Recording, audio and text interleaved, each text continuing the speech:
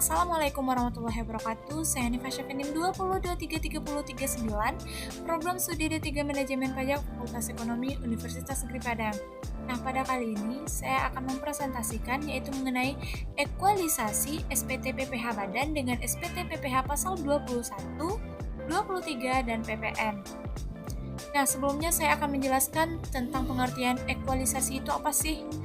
Ekualisasi pajak ini merupakan sebagai suatu proses untuk mengecek atau kesesuaian antara suatu jenis pajak dengan pajak lainnya yang memiliki hubungan-hubungan yang dimaksudkan ini merupakan bagian laporan dari suatu jenis pajak yang merupakan bagian dari laporan jenis pajak lainnya.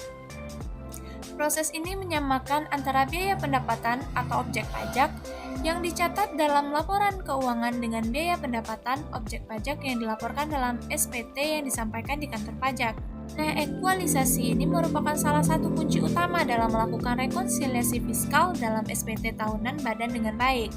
Ekualisasi ini juga dilakukan dengan rangka persiapan wajib pajak apabila dilakukan pemeriksaan atau himbauan oleh kantor pajak. Nah, selanjutnya yaitu mengenai dasar hukum ekualisasi pajak.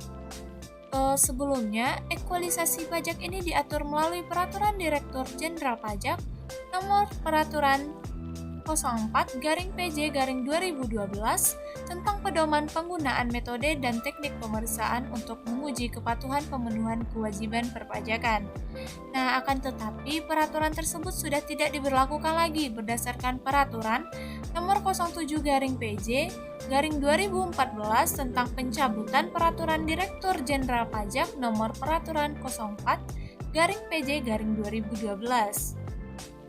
Nah, demikian jika kita ingin mengetahui penggunaan teknik ekualisasi ini, kita bisa mengacu pada Surat Edaran Direktur Jenderal Pajak nomor Surat Edaran strip 10/PJ/2017 yaitu tentang petunjuk teknis pemeriksaan lapangan dalam rangka pemeriksaan untuk menguji kepatuhan pemenuhan kewajiban perpajakan ini.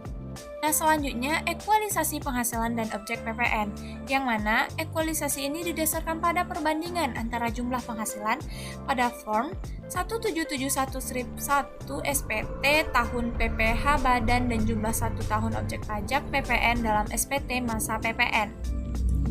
Dalam melakukan penghasilan dan objek PPN, dimungkinkan terjadi selisih yang disebabkan antara lain yang pertama penghasilan pada PPh Badan bukan objek PPN, dan yang kedua DPP PPN tidak termasuk penghasilan PPh Badan yang mana penyerahan antar cabang atau pusat cabang, pemakaian sendiri atau pemberian cuma-cuma.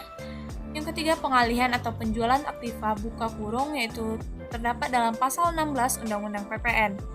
Dan yang ketiga ekspor perawatan di luar negeri dan pengembalian perawatan sewa. Dan yang keempat, pembayaran uang muka. Nah, selanjutnya, ekualisasi biaya dan objek PPh potong pungut. Yang mana, ekualisasi biaya dan objek PPh potong pungut ini terbagi menjadi 3. Yang mana yang pertama yaitu ekualisasi PPh pasal 21. Ekualisasi PPh pasal 21 ini didasarkan pada pengakuan jumlah biaya gaji dan upah tenaga kerja pada laporan laba rugi dan telah dilaporkan pada formulir 1771/2 SPT tahunan PPh Badan dalam melakukan ekualisasi PPh pasal 21. Dimungkinkan ini terjadi selisih yang disebabkan antara lain yang pertama yaitu biaya bukan objek PPh pasal 21 seperti jaminan hari tua, natura, atau kenikmatan. Dan yang kedua, perbedaan tahun pengakuan biaya dan pemotongan. Yang ketiga, keterlambatan pemotongan berbeda pada tahun pembebanan atau pembayaran dan pemotongan. Dan yang keempat, selisih kurs pencatatan pada pembukuan dan pemotongan PPh pasal 21. Nah, yang kedua yaitu ekualisasi biaya jasa, sewa dan bunga versus PPh pasal 23 atau 26 dan pasal 4 ayat 2 atau PPh pasal 15. Ekualisasi PPh pasal 23 atau 26 dan PPh pasal 4 ayat 2 atau PPh pasal 15 ini didasarkan pada pengakuan jumlah biaya pada laporan laba rugi dan telah dilaporkan dalam formulir 1771/1 strip 2 dan formulir 1771 strip 4 SPT tahunan PPh Badan dalam melakukan ekualisasi PPh pasal 23 atau 26 dan PPh pasal 4 ayat 2 atau PPh pasal 15. Dimungkinkan hal ini terjadi selisih yang disebabkan yang mana? Yang pertama yaitu biaya jasa sewa.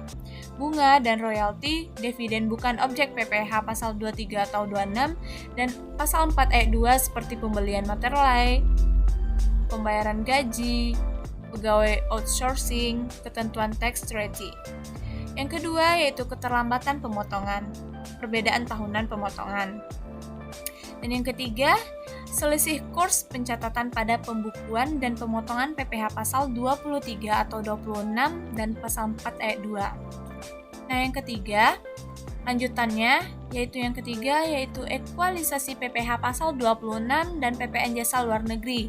Yang mana ekualisasi PPh pasal 26 dan PPN jasa luar negeri ini didasarkan pada perbandingan jumlah penghasilan wajib pajak luar negeri di SPT PPh 21 dan 1111 B1 SPT masa PPN. Yang mana dalam melakukan ekualisasi PPh pasal 26 dan PPN jasa luar negeri dimungkinkan terjadi selisih yang disebabkan antara lain yang pertama yaitu objek PPN tapi bukan objek PPh pasal 26 berdasarkan tax treaty, penyerahan jasa tidak melalui bentuk usaha tetap atau BUT.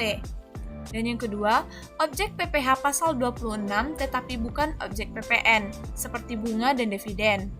Dan yang ketiga, selisih kurs pemotongan PPh dan penyotoran PPN. Nah, itulah presentasi saya mengenai ekualisasi. Jika ada salah dan kekurangan saya mohon maaf. Assalamualaikum warahmatullahi wabarakatuh.